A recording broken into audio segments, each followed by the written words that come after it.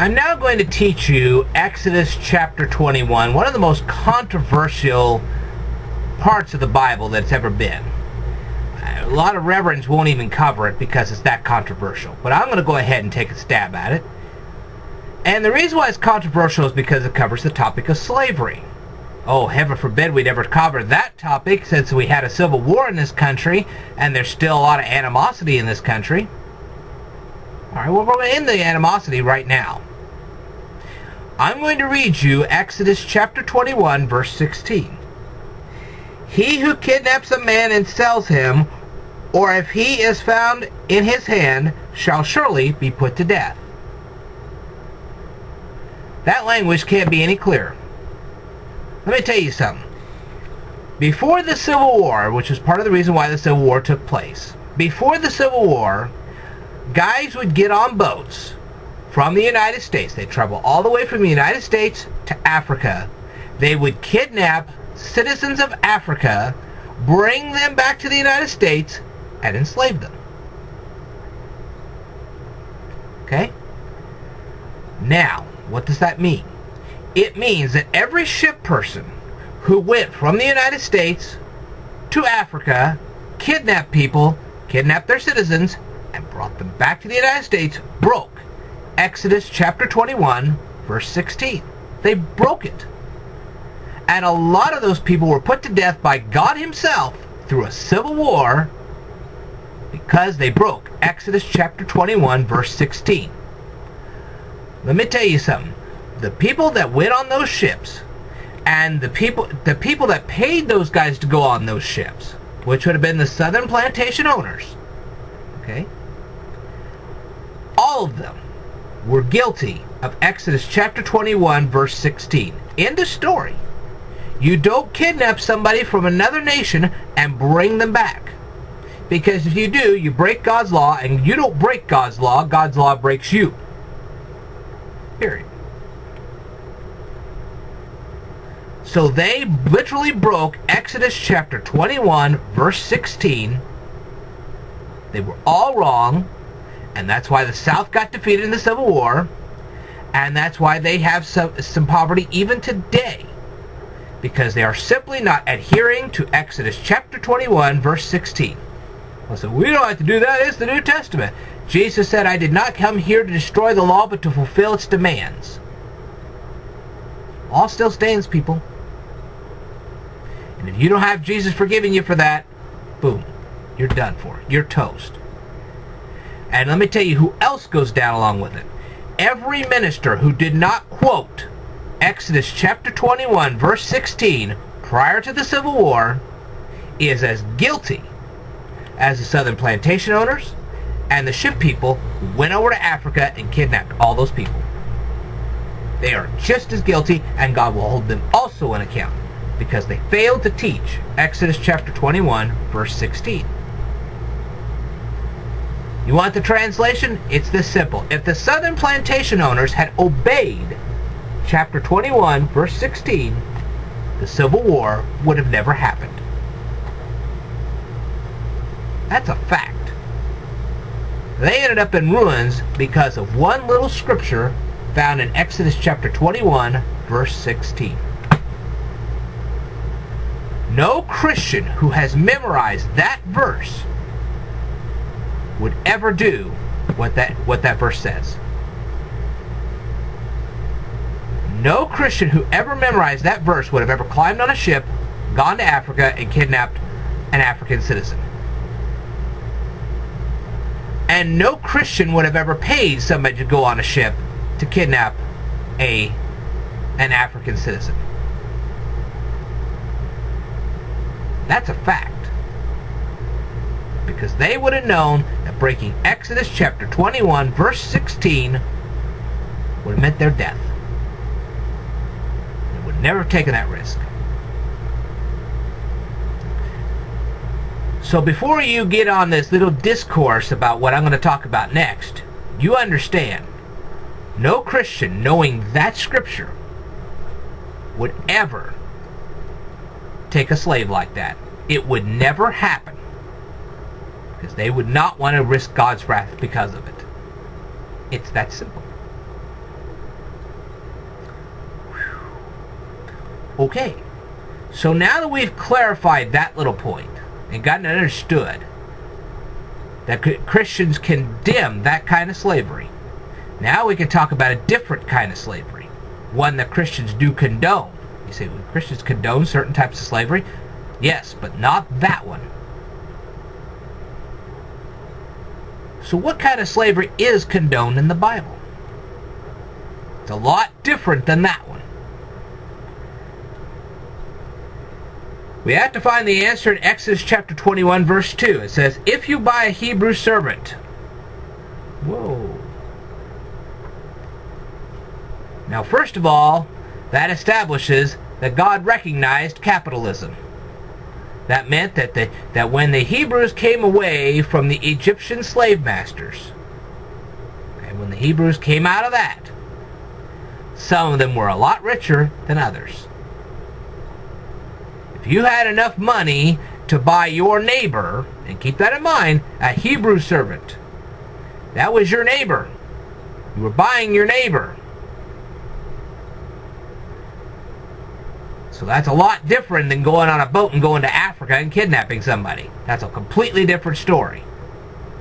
Do you think you would have treated your neighbor the same way as those southern plantation owners treated the slaves they had? I don't think so. That's the difference.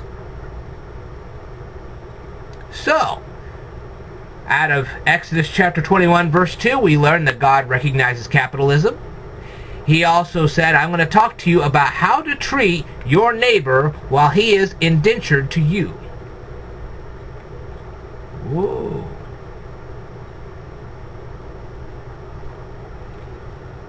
If you buy a Hebrew servant, he shall serve you 6 years. That means you had to get your money's worth out of the guy for 6 years. If you failed to do so, he left. If you didn't get your money's worth, that was too bad. Wow. A lot different than the southern plantation owners, don't you think?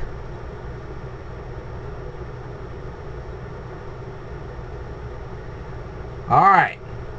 If the guy comes in by himself, if the Hebrew servant comes into your house alone, okay, then he'll leave alone.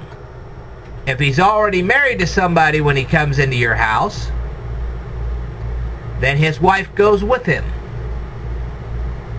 That's Exodus chapter 21, verse 3. Now, let's say this guy, this Hebrew servant, comes into your house. You've already got slaves, and all of a sudden he falls in love with one of the female slaves that you have. So they say, okay, I'll let you get married. And then after a while, you're still serving your master, and all of a sudden you have kids with this wife. If you, at the end of your 6-year term, decide to leave, you can go, but your wife and kids have to stay. Now, if you decide you love your master and your wife and your kids enough,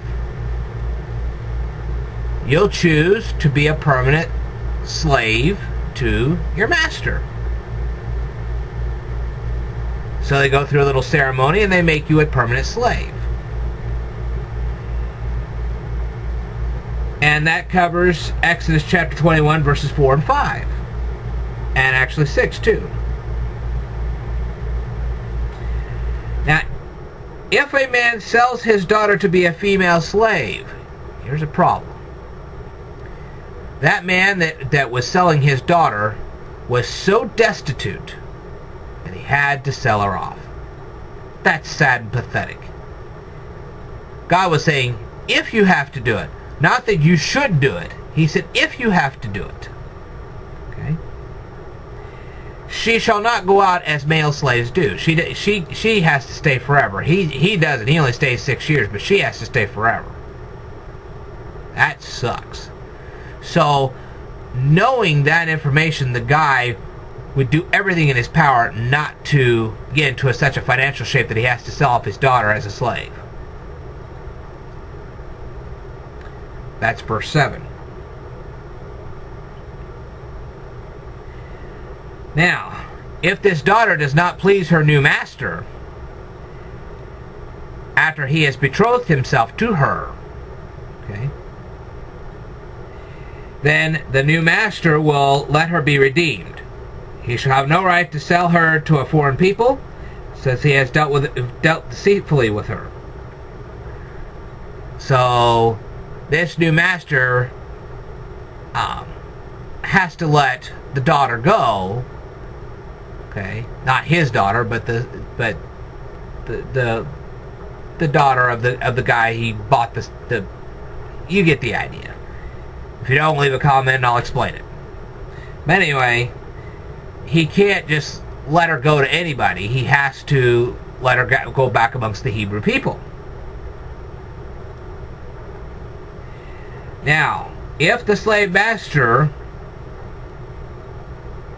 betroths this female slave to his biological son, okay, say the master has a biological son, and this son falls in love with this female slave, then he has to deal with her according to the custom of daughters. Okay, so she now becomes a part of the family.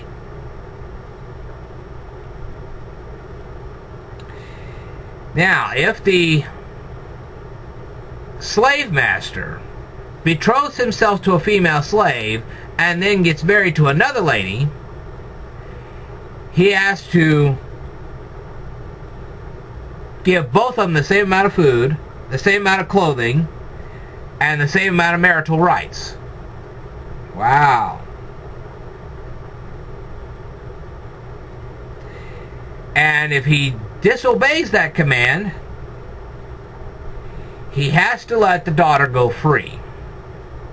Or the slave. He has to let the slave go free. The female slave goes free if the master does not provide her food and clothes and marital rights. And she doesn't have to pay him a thing to go free.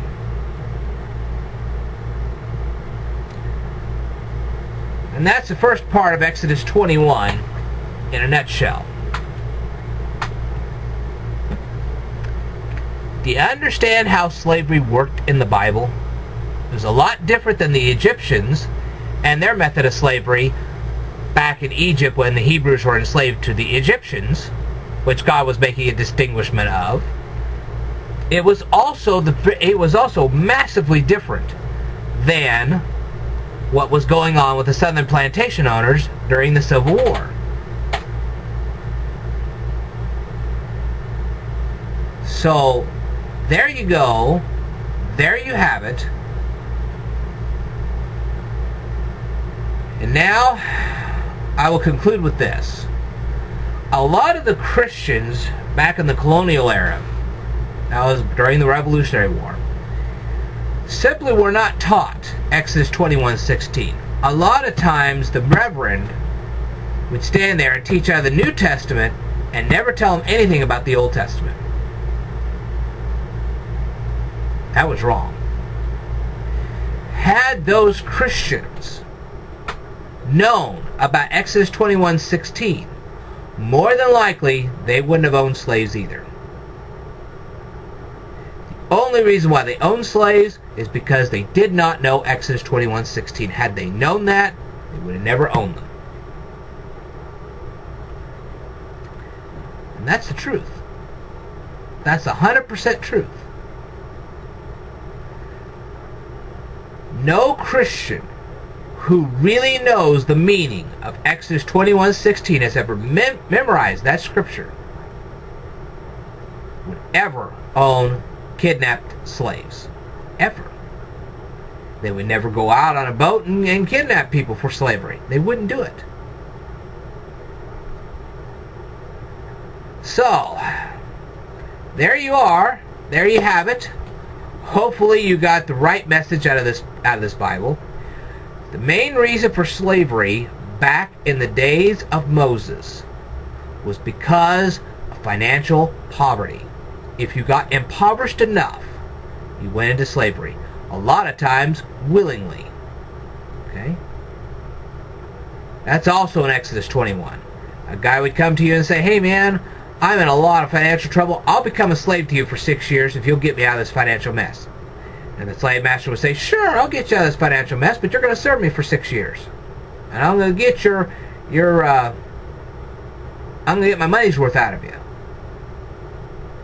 That was the condoned slavery. How does that apply today? Well, if you go and rack up $100,000 in debt and you have no way to pay that back, maybe you should be enslaved. And I think a lot of people should be put in debtor's prison because they can't control their spending habits.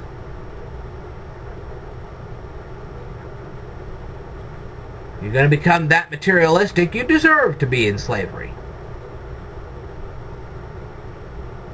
Maybe it would teach you how to properly budget your finances, how not to be so materialistic,